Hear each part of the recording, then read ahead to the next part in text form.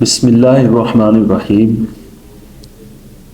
زندگی میں ایک رشتہ ایسا ہونا چاہیے کہ انسان جب بھی اداس اور پریشان ہو تو وہ کہے ادھر آ، سر موڈے رکھ، ایسی تیسی تیرے دکھاں دی۔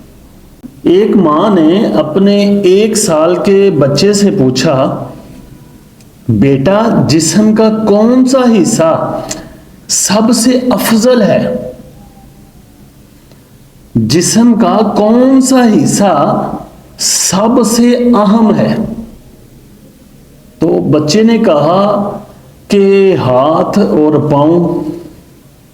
1 سال اور گزرا، بچے نے بولنا شروع کیا، صاف ہوا بولنا۔ تو ماں نے پھر پوچھا کہ بیٹا سب سے اہم جسم کا کون سا عضو ہے، کون سا حصہ ہے؟ تو بیٹے نے کہا کہ اماں جان، زبان، جس سے ہم بولتے ہیں، دوسروں کے ساتھ باتیں کرتے ہیں۔ تیسرے سال ماں نے کہا کہ بیٹا سب سے اہم جسم کا کون سا حصہ ہے؟ تو بیٹے نے جواب دیا، اماں جان دماغ، ہم سوچ کر کوئی کام کریں۔ چوتھا سال ہوا تو اس بچے کا والد فوت ہو گیا۔ بچہ روتا ہوا دوڑتا آیا اور والدہ کے کندھے پر سر رکھ کر رونا شروع ہو گیا۔ ماں نے پوچھا، بیٹا آج بتا جسم کا سب سے اہم حصہ کون سا ہے؟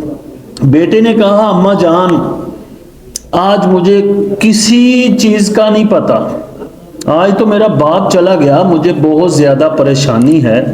تو ماں نے کہا کہ آج میں آپ کو بتاتی ہوں کہ سب سے اہم جسم کا حصہ کون سا ہے۔